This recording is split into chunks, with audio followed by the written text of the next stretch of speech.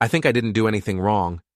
Just had a little fun at the club with my friends, and someone snapped a photo. Now, I've got legal papers in my hand, and everyone's looking at me like I'm a villain. How did one picture lead to my whole life falling apart? Before we dive deeper into this story, I have one small request.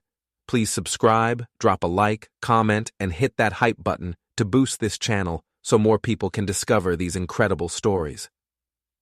The bass thrummed through my chest as I adjusted my dress in the club's dim lighting. At 32, I still had it. The looks that turned heads, the confidence that commanded attention. Marcus had begged off again, claiming he was too tired from his IT job to come out with me and the girls. Typical. "Ianthe, over here!"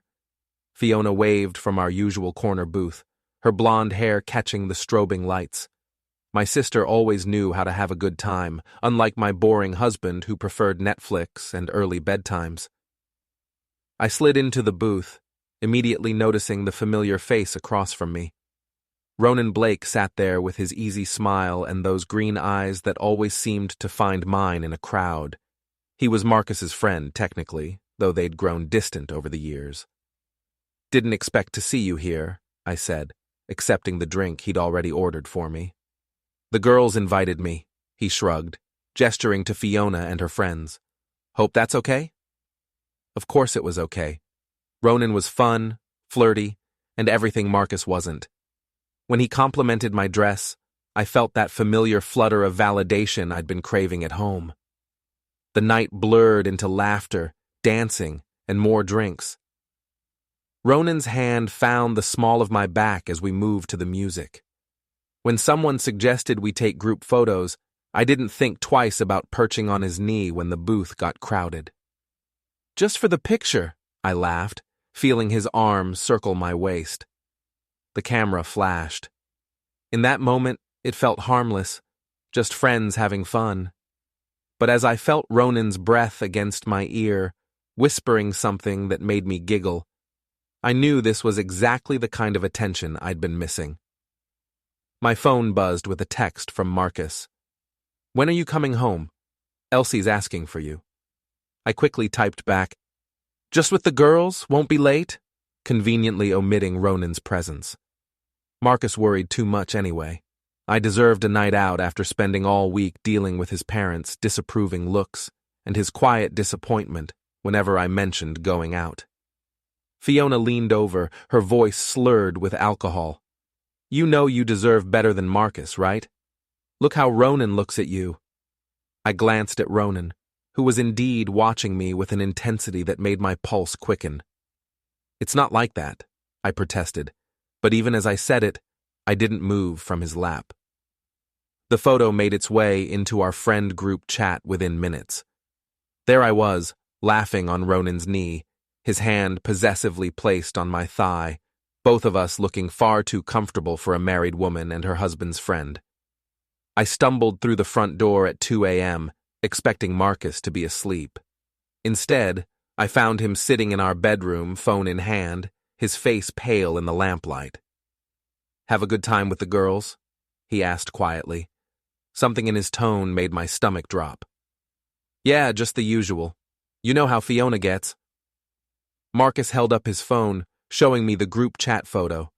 "Ronan's one of the girls now?" My heart hammered, but I forced a laugh. "Oh, that? We were just being silly. Someone needed a seat and—" Marcus stood up without a word and walked out of the bedroom. I heard the guest room door close with a soft click that somehow felt louder than if he'd slammed it. I woke up alone, my head pounding from both the hangover and the memory of Marcus's face the night before. Sunlight streamed through our bedroom windows, and I could hear Elsie's cartoons playing downstairs.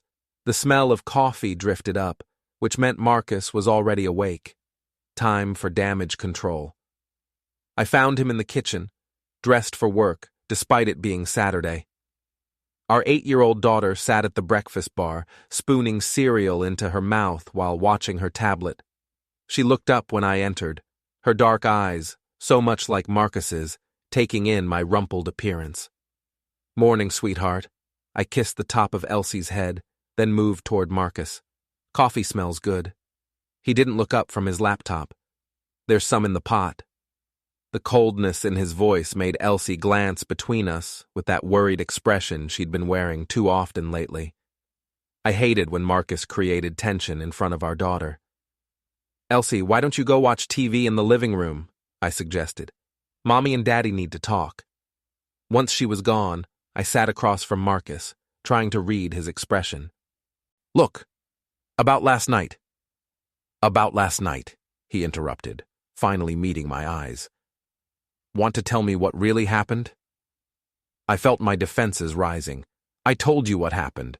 We were taking pictures. Someone needed a place to sit, and it was just a silly moment. You're making this into something it wasn't." "Am I?" Marcus pulled out his phone again, showing me the photo. "Because this doesn't look like someone needing a place to sit. This looks like my wife sitting intimately with my friend while I'm at home with our daughter." The accusation in his voice irritated me. "God, Marcus, you're being so dramatic. It was just for a laugh. You know how club photos are. Everyone's always posing and being silly." "A laugh," he repeated flatly. "Yes, a laugh. I'm sorry if you can't understand that some people still know how to have fun." The words came out sharper than I intended, but honestly, his jealousy was exhausting. Marcus closed his laptop slowly. "So I'm the problem here? I'm too boring, too serious, too controlling because I don't think it's appropriate for my wife to sit on another man's lap?" "You're being too sensitive," I said, reaching across to touch his hand. He pulled away. "Marcus, come on. You know me better than this. It was innocent." "Was it?" His voice was quiet, but there was something different in it. Something I'd never heard before. "Is there anything else you want to tell me, Ianthe? Anything else that was just innocent fun?" The question hung in the air like a challenge. For a moment, I thought about the texts Ronan and I had been exchanging, the little gifts, the lunches that had stretched longer than they should have. But those were innocent too, weren't they? Just friendship, just attention I wasn't getting at home. "There's nothing to tell," I said firmly. "You're making drama out of nothing." Marcus stared at me for a long moment, then stood up. "I'm going to my parents' house." "What? Why?" "Because I need some space to think." "You're abandoning your family over a stupid photo?" I called after him, but he was already grabbing his keys. After he left, I called Fiona. "Marcus is being completely unreasonable," I vented. "He's acting like I cheated or something." "Maybe this is a blessing," Fiona said. "Maybe now you'll see that you deserve someone who appreciates you, someone like Ronan." Her words sent a thrill through me that I tried to ignore. This was about Marcus overreacting, not about Ronan, wasn't it? By Monday morning, the whispers at work had already started. I could feel eyes on me as I walked through the office, conversations stopping when I passed. Someone had clearly seen the photo, and in a small company like ours, gossip traveled fast. "Rough weekend?" asked Jenny from accounting, her tone dripping with false sympathy. "Just the usual," I replied coolly, settling at my HR desk. But I could feel the judgment radiating from my coworkers. They didn't understand what it was like being married to someone who never wanted to go out, who never made you feel desired. My phone buzzed with notifications from the family group chat. Marcus's mother, Pamela, had posted about a lovely family dinner, with photos of Marcus, Elsie, and his parents. Notably absent, me. I typed quickly, "Sorry I missed it. Would have loved to be there." The response was immediate from Martin, Marcus's father. Marcus needed family support right now. The passive-aggressive dig stung. Martin had never liked me, always thought I was too outgoing, too social for his precious son. Now he was probably thrilled to have ammunition against me. Fiona jumped to my defense. Maybe if Marcus wasn't so controlling, his wife wouldn't need to find fun elsewhere. The chat exploded with responses. Marcus's sister sided with him, my mother tried to play peacekeeper, and various cousins and relatives picked sides. I watched our family fracture in real time over text messages. During lunch, I decided to take control of the narrative. I posted on social media. When your husband gets jealous over you having fun with friends, some people need to learn to trust. Married life. Drama. The likes and supportive comments poured in from friends who didn't know the full story. It felt good to have validation, to have people on my side. But when I picked up Elsie from school, her teacher, Mrs. Patterson, pulled me aside. Elsie seemed a bit distracted today, she said gently. She mentioned her parents were having some difficulties. Is everything all right at home? Heat flooded my cheeks. Everything's fine, just some minor disagreements. You know how it is. Of course. Mrs. Patterson smiled, but her eyes were concerned. We just want to make sure Elsie feels supported. That evening, Elsie sat quietly at the dinner table, pushing her food around her plate. Is Daddy coming home tonight? Of course, sweetheart. Daddy's just visiting Grandma and Grandpa. Because of the picture? My fork froze halfway to my mouth. What picture? The one that made Daddy sad. I saw it on his phone. Guilt twisted in my stomach, but I forced a smile. Daddy's just being moody, baby. Sometimes grown-ups get upset about silly things. The next morning, I found an envelope slipped under our front door. Inside was a formal letter from a law firm requesting a comprehensive financial review of all joint marital assets and asking for my cooperation in documenting recent expenditures and communications. My hands shook as I read it. Marcus had actually contacted a lawyer. Over a photo. Over what he perceived as some kind of betrayal when really I was just trying to feel alive again in a marriage that had grown stale. I immediately called him, but it went straight to voicemail. Then I tried his work, but his assistant said he was unavailable. The isolation was starting to feel real. Marcus was building walls, turning people against me, making me look like the villain when all I'd done was have a little harmless fun. But as I stared at the legal letterhead, a cold realization crept in. Marcus wasn't just hurt, he was preparing for war. The legal letter had shaken me more than I wanted to admit. I spent the next few days going through our joint accounts, trying to remember what I might have spent money on that could look suspicious. There were the lunches with Ronan, the new dress I'd bought for our nights out, the small gifts. My heart sank as I realized how it might all look to someone determined to find fault. Marcus came home Wednesday evening while I was helping Elsie with homework. He looked different, more composed, more determined. The defeated man who'd walked out of our bedroom was gone, replaced by someone I barely recognized. We need to talk, he said quietly, after Elsie goes to bed. The hours crawled by. I helped our daughter with her bath, read her a story, and tucked her in, all while feeling Marcus's eyes on me. When I finally came downstairs, I found him sitting at the dining room table with a manila folder in front of him. Sit down, Ianthe. Something in his tone made my skin crawl. This wasn't my quiet, accommodating husband.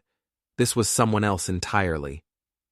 Marcus, before you say anything, I want you to know that I love you and Elsie more than anything. Whatever you think you know, I know about the affair. The words hit me like a physical blow. What affair? There's no affair. You're being paranoid. Marcus opened the folder and spread photos across the table. Not just the club photo, but others I didn't even remember being taken. Ronan and me at lunch, sitting closer than friends should. His hand on my back outside a restaurant. Me laughing at something he'd whispered in my ear.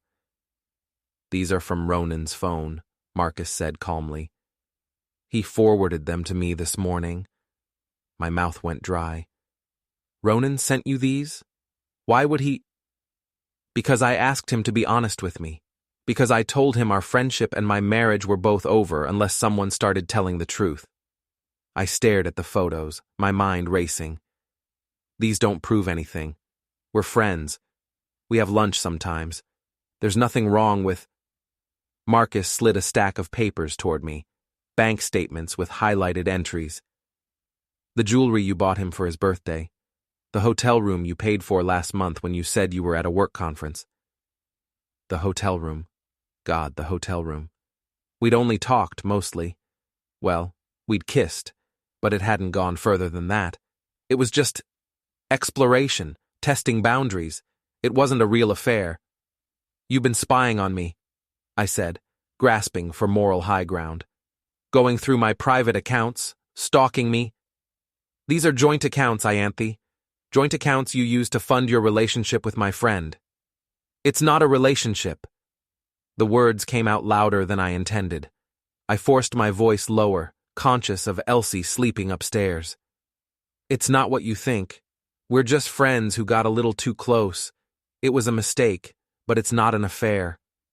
Marcus pulled out his phone and played an audio message. My voice, breathy and intimate. I can't stop thinking about yesterday. Marcus has no idea how you make me feel. When can I see you again?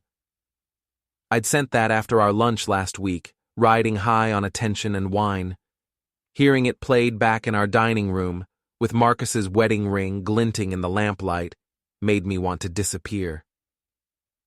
That was taken out of context. What context makes that appropriate for a married woman to send to her husband's friend? I felt cornered, desperate. You don't understand what it's like, Marcus. You never touch me anymore, never make me feel beautiful or desired. You come home and disappear into your computer or your phone. When was the last time you really looked at me? So this is my fault?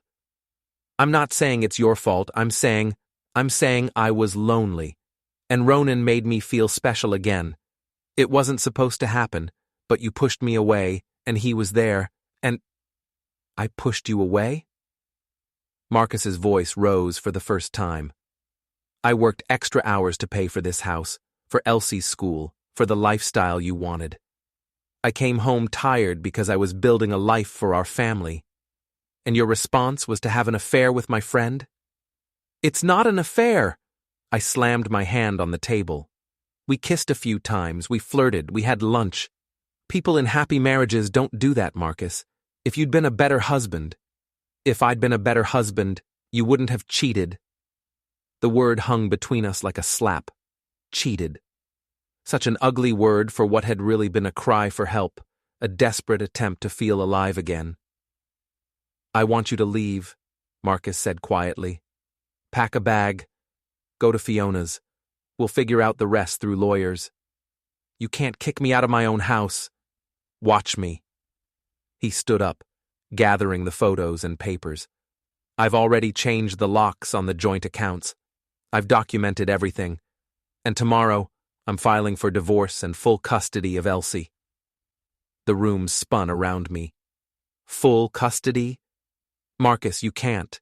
She's my daughter too. She's the daughter of a woman who chose to destroy her family for attention from another man.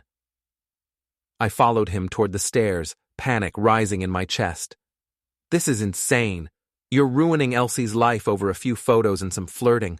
I made a mistake, but I can fix this. We can go to counseling, we can...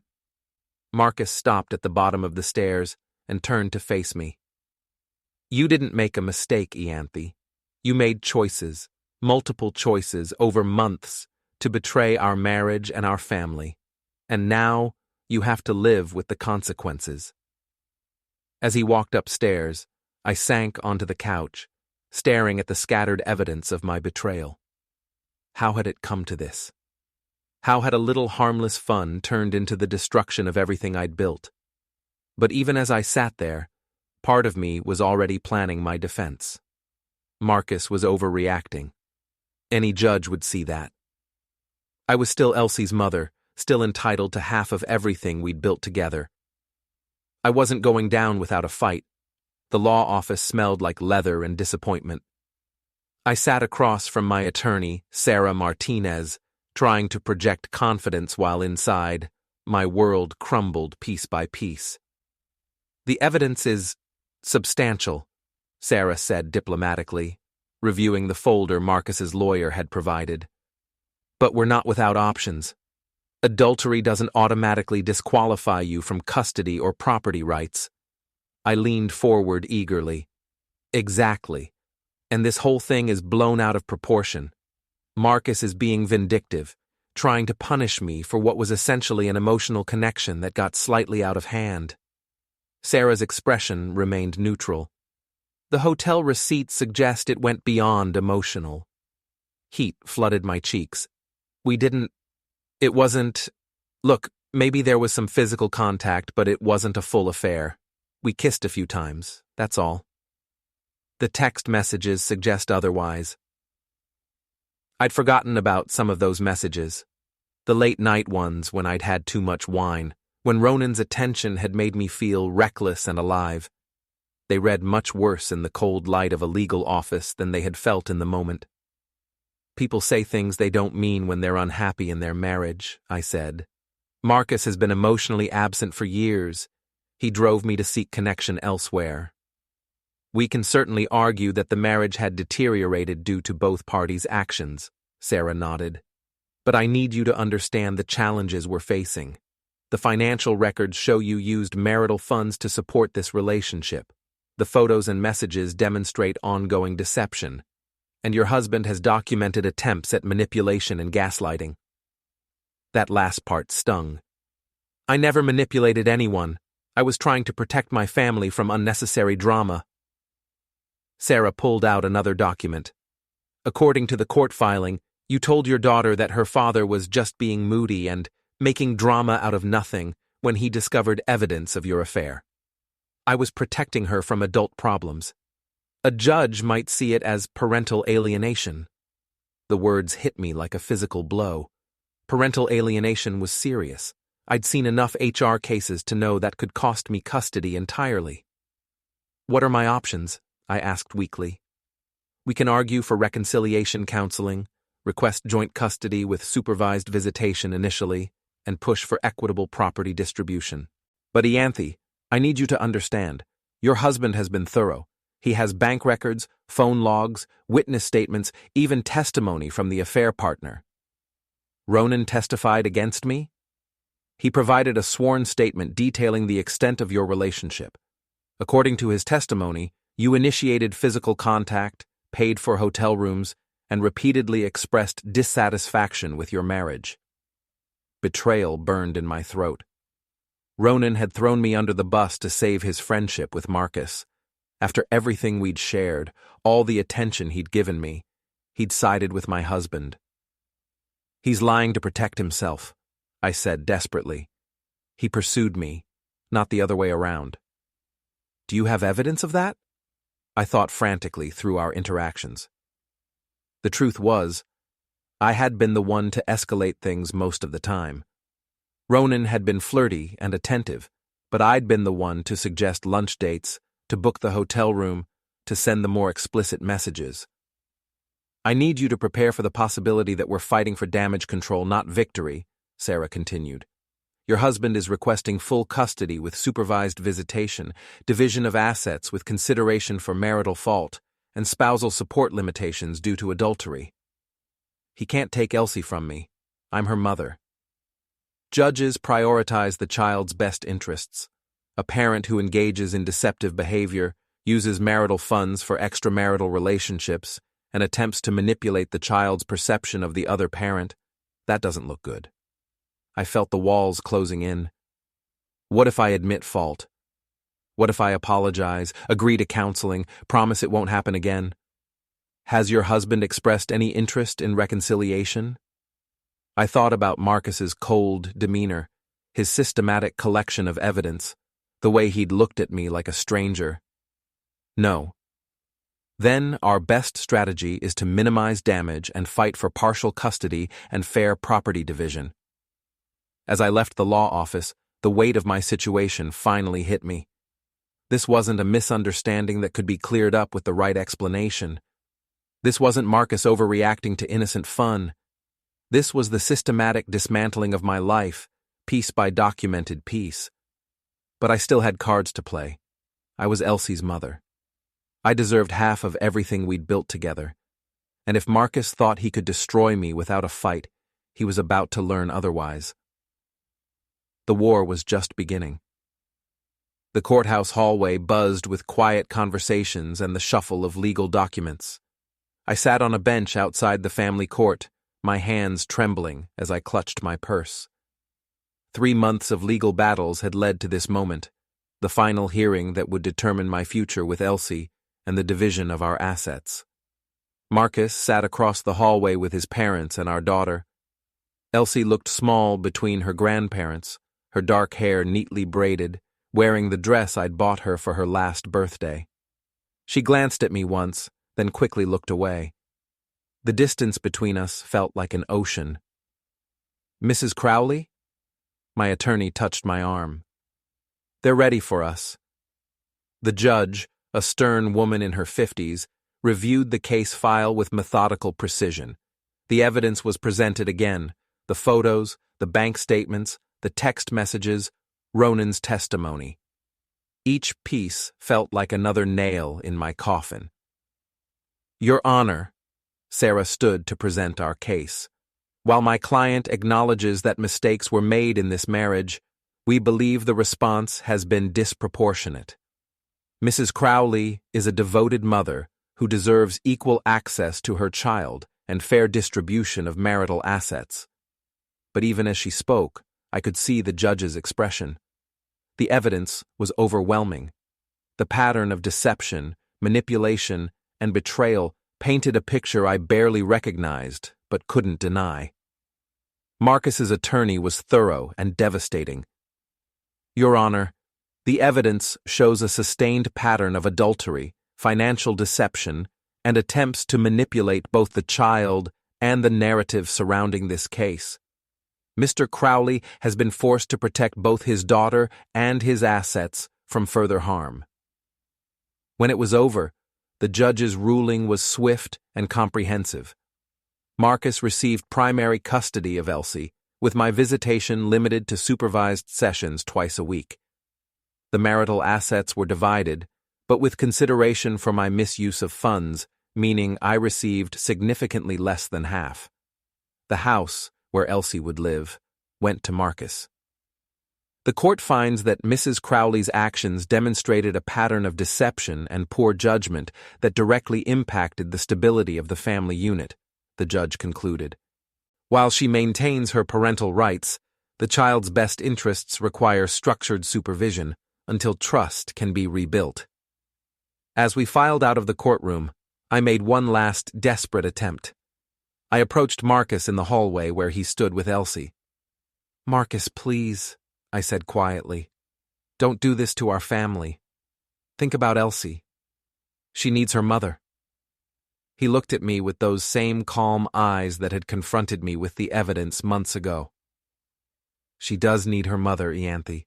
She needs a mother who puts her family first, who tells the truth, who doesn't teach her that betrayal is acceptable when you're unhappy. I made mistakes, but I love her. I love both of you. You loved the attention more." The simple truth of it hit harder than any angry accusation could have. I had loved the attention. I had craved it, pursued it, chosen it over my family's stability. "Mommy?" Elsie's small voice broke through my spiraling thoughts. "Are you okay?" I knelt down to her level, fighting back tears. "I'm okay, sweetheart. Mommy made some bad choices, and now things have to be different for a while. Will you still be my mommy?" "Always," I whispered, pulling her into a hug.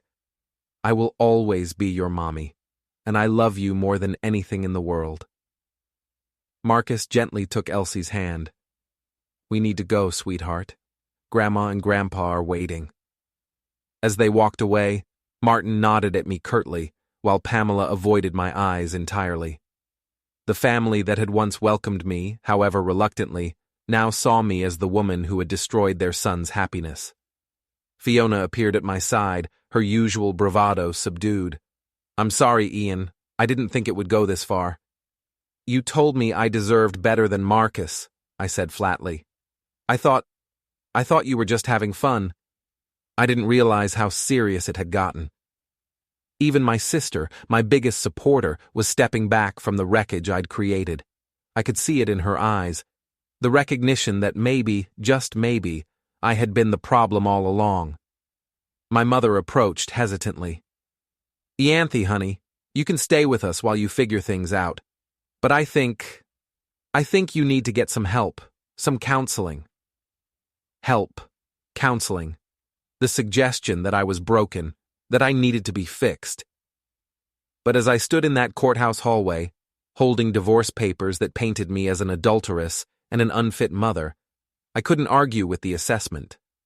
I watched Marcus walk away with Elsie, saw the way she trusted him completely, the way she looked up at him with pure love. That trust, that love, had been mine too. I had thrown it away for what? For validation from a man who had ultimately betrayed me to save himself? For the thrill of feeling desired by someone new? The courthouse doors closed behind them, and I stood alone in the echoing hallway. The papers in my hand detailed the systematic destruction of everything I had built: my marriage, my family, my reputation, my future. All for moments of attention that now seemed pathetically small in comparison to what they had cost. I had told myself I was just having fun, just living my life, just seeking happiness that Marcus couldn't provide. But the truth was starker and more painful than any lie I'd told myself. I had chosen momentary excitement over lasting love, validation over commitment, and selfishness over family. The woman who had sat on Ronan's knee for a laugh was gone, replaced by someone who barely recognized herself. And as I walked out of that courthouse alone, I finally understood what I had really lost. Not just a marriage or a house or even custody of my daughter, but the person I used to be before I convinced myself that betrayal was just another word for fun. The legal papers rustled in my hands as I stepped into the afternoon sunlight, carrying the weight of choices that could never be undone and consequences that would follow me for the rest of my life. I had wanted to feel alive again, and instead, I had destroyed everything that had ever truly mattered. Behind me, the courthouse stood as a monument to accountability, where the careful documentation of my betrayals had been weighed against my justifications and found wanting. Ahead of me lay a future I would have to build alone, carrying the knowledge that I had no one to blame but myself for the ruins of what had once been a family. The photo that started it all, me laughing on another man's knee, seemed like a lifetime ago. Now I understood that some moments of fun cost everything, and some choices, once made, can never be taken back. Don't forget to hit like, subscribe, and turn on the bell so you don't miss the next story. Write in the comments from which city you are watching.